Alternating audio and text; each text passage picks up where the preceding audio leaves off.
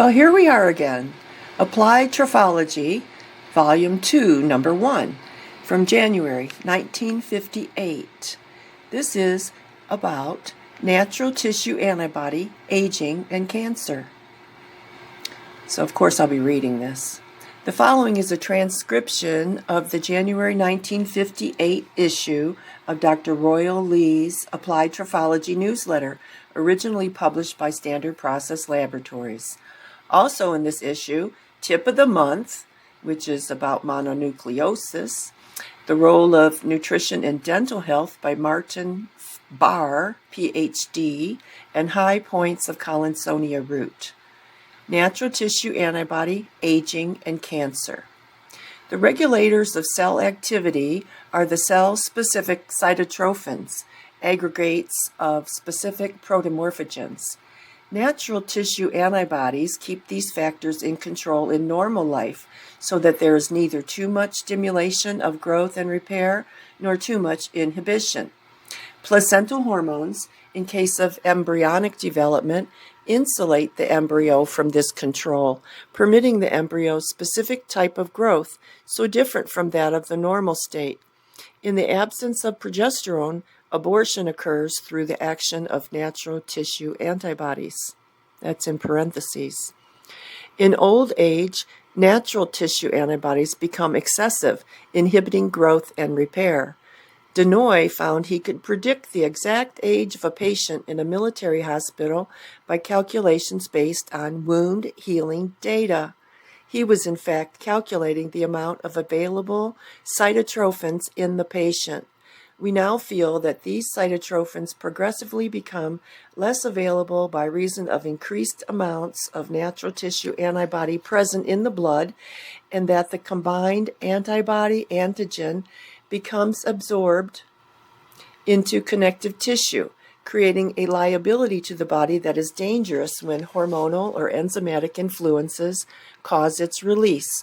Such release may be accomplished through factors released in trauma, burns, etc., which create the phenomena of shock. Connective tissue adsorbs, in all probability, both the free cytotrophin and cytotrophin bound to the antibody. Both are probably released by shock factors. Aged tissue may contain more cytotrophin than young tissue, but the cytotrophin is in an unavailable state in the main because it is linked with natural tissue antibody. Some hormones have the specific function of releasing cytotrophins. Thyroid is one. It promotes growth and repair, no doubt, by this effect. It is necessary for the release of cytotrophins from chromosomes, and development is impaired by its lack, in parentheses, cretinism. Sex hormones earmark released cytotrophins for sex cycle purposes. Testosterone, with thyroid help, releases them and earmarks them for use by the male gonad. They are not available for any other use, such as somatic repair. That is why testosterone aggravates gastric ulcer, whereas it is relieved by the female sex hormone, which is not so exclusive in its earmarking of the cytotrophin. The ovary needs far less of the tissue determinant since it creates far fewer germ cells. When the connective tissues become saturated with the cytotrophin antibody combination, there is a loss of normal elasticity, and the characteristic effects of age set in. Degenerative changes occur because of the loss of cytotrophins from the specific antibody effect. Arthritis is a common syndrome, no doubt, resulting from this reaction. Just which tissue group will react depends on which tissue may be weakest. This goes back to the history of malnutrition. Arthritis is preceded by cooked food deficiencies. Tryptophan and lysine are lost in cooking, and the fibrous tissues of ligament and bone are first to suffer. Cancer may develop. Certainly, the stage is set for cancer when antibodies are destroying the blueprints necessary to promote repair. The cancer cell is called a lawless cell, but we now see that it has lost its contact with normal law and is in the same predicament as any community cut off from its parent government. Its parent has in fact sent out messengers to destroy local files of blueprints through the action of the natural tissue antibodies. Phagocytes destroy tissue that has accumulated natural tissue antibody. In fact, it seems phagocytosis depends on the earmarking of protein by such antibody linkage before the protein can be ingested. That is why Metchnikoff reported the phagocytosis of normal tissues in the physiology of aging. Darwin believed that determinants like the cytotrophins were produced by the various specialized tissue cells and transported to the sex glands for working in the chromosomes. Darwin believed that determinants like the cytotrophins were produced by the various specialized tissue cells and transported to the sex glands for working into the chromosomes of the germ cell, but Weizmann refused to accept this idea. Here is Dr. E. A. Rumley's account of Weizmann's idea. It's titled Cancer Cytology is the Discovery of the Century by Edward A. Rumley, M.D. One person in every 3 alive today on the past record will develop cancer unless a new and now thoroughly authenticated discovery can be put to the widest possible use quickly. Here follows the story of how upwards of 60,000 and possibly 100,000 individuals in the United States can be saved from cancer death each year. Weizmann, successor to Darwin. August Weizmann, tall, blue-eyed successor to Charles Darwin in developing hereditary aspects of evolution, was one of the greatest and most venerable men I had ever had the good fortune to meet and know. I studied under him for my medical degree at Freiburg. He explained, quote, "The beginning of all life in the sea was single-celled for aeons of time. The amoeba grows, divides into 2. Each part grows again and divides into 2, and except for those that are obliterated, its life goes on unending. Nothing checks its urge toward constant multiplication. The volvox, which is a multiple-celled early form of sea life, is different. Like a hollow rubber ball, it has a set of individual cells, each nourishing itself but giving up a little nutriment to 2 germ cells. As the volvox matures, these germ cells divide into thousands of tiny cells that break out into the sea and mate. When the fertilized cell divides, one half becomes germ cell, and the other half multiplies into 48 cells that make up the body, sheathing and nourishing the germ cells through another generation. When the germ cells break out, the body cells perish. Only the germ cells have unending life. Darwin was mistaken in his theory that all the billions of cells, for example, in the human body contribute particles to the egg and sperm to make offspring like the parent. Children are like the parents because they both come from the same deathless stream of life, the germ cells. Yet there is an even greater mystery. The single-celled life of the sea, for untold aeons, knew but one law: to grow and divide and to multiply without restraint. But as higher forms of life, with diversified organs, evolved, some hidden force took control and caused the cells of each organ to know the limits of their growth. The eye cells to form the eye, but not to invade the surrounding tissue. The cells of each gland and of the heart and of every member of the body to grow to their allotted limits and to perform the function of the organ they formed, but not to go beyond these limits and invade surrounding tissue. What force establishes this order and assures that each organ will not revert to the habits of the primitive single cell that grows and divides and grows without restraint? Cancer, product of lawless cells. Weizmann was a biologist, not interested in cancer, but he had pointed out a fundamental fact concerning the nature of cancer. For we now know that cancer is a product of lawless cells that have reverted to the age-old pattern of the primitive one-cell life and thrown off the restraints that hold them within bounds. All living organisms are controlled by a pattern inherited from their ancestors. The farther back in the age-old evolution of life the pattern reaches, the more deeply grooved and difficult to change. The pattern of the single cell, with its ages of life, its billions of generations as a single cell in the sea, is probably the most difficult of all to change. When more complex cells have reverted to this most primitive pattern of one-cell life, they are dominated by the most powerful inherited forces, hence the difficulty of altering their behavior pattern. So it is with cancer cells, to which it is almost impossible to restore the restraints that control normal cells. Despite decades of research, to which many of the ablest minds in medicine have contributed a lifetime of effort with scores of millions of philanthropic funds placed at their disposal, the cancer problem remains unsolved, the mystery to which wise men pointed unrevealed. Quote, "These words of appraisal come from an editorial, Contemporary Progress," unquote. Medical Times, January 1955, and this above was reprinted in part from Spotlight on the Nation, number E-323-324.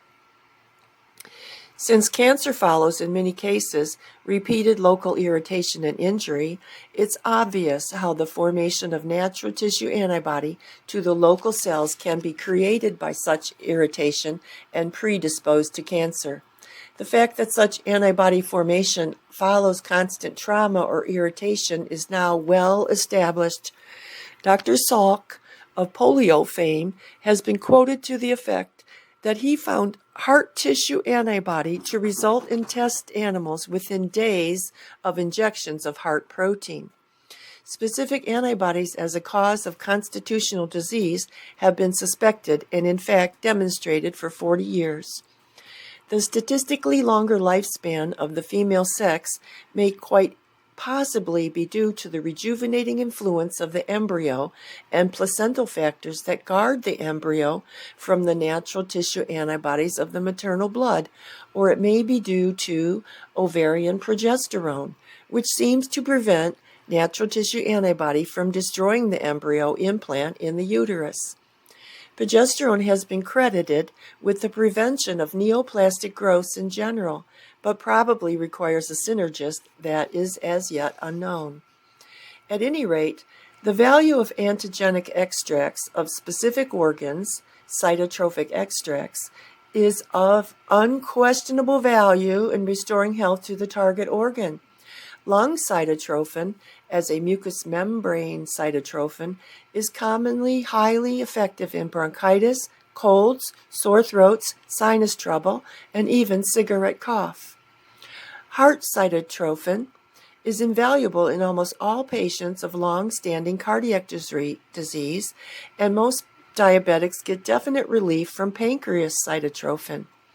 Here are physiological factors that regulate nutritional assimilation, control healing, and tissue regeneration. They open new doors to success in treating the human family, the victims of malnutrition, who have been trying to live on refined and synthetic substitutes for natural food. We must not forget the 28 test animals put on a feed schedule lacking only one vitamin, vitamin E, in which 13 dropped dead from heart failure as a consequence within 12 months. Vitamin E is basically a protector for cytotrophins, which are lost if exposed to enzymatic and oxidative influences and, in fact, are toxic and a sort of irritation without the protecting action of the vitamin E complex. And here are the references which you may go review by going to the box below this podcast. And now, the tip of the month, mononucleosis. Mononucleosis. Here's another so-called incurable disease that seems to respond to nutritional therapy. Favorable results have been reported with the use of 6 tablets of AC complex, now known as Cataplex AC, and 4 tablets of cytotropic extract of liver, which is hepatrophin PMG, per day in relatively short periods of treatment, which is 1 month to 6 weeks. And at that time, they were happy to furnish a trial supply free for test cases of this condition. The Role of Nutrition in Dental Health by Martin Barr, Ph.D. Vitamins can play an important role in improving dental health. Complete dental care calls for adequate daily vitamin intake. Nutrition for dental and oral health starts prenatally and continues through old age. Vitamins are essential for proper development of teeth, oral mucosa, and bone, which begin to form early in pregnancy. Continued nutrition is essential as teeth erupt at intervals from infancy through childhood. In many cases, the dentist is in a position to be first to notice a vitamin deficiency in his patients. The earliest manifestations of a vitamin B deficiency are frequently found in the mouth, usually characterized by a smooth, atropic tongue. Some oral abnormalities that reflect vitamin deficiencies include dental caries, gingivitis, glossitis, chelosis, faulty tooth formation, and loss of teeth. People who wear dentures merit special nutritional consideration. Many of them may not receive adequate nutritional requirements because of impaired mastication. These persons require vitamin supplementation in order to guard against possible vitamin deficiencies. There is also the problem of the adaptation of the gingiva to dentures by There is also the problem of the adaptation of the gingiva to dentures by retarding bone resorption. The proper intake of calcium is an important consideration in dental health. A calcium deficiency may arise in patients who are consuming abnormal diets and during periods of lactation and pregnancy. Such a deficiency may result in an injurious effect to the bones and teeth, since calcium is essential for bone and tissue growth and in the repair of diseased tissue. It is therefore of advantage to have dental patients on calcium therapy if it is indicated. This is reprinted in part from Oral Hygiene, January 1958. And remember, this dental part, The Role of Nutrition in Dental Health, was by Martin Barr, Ph.D. And some high points of standard process nutritional adjuncts. Collinsonia.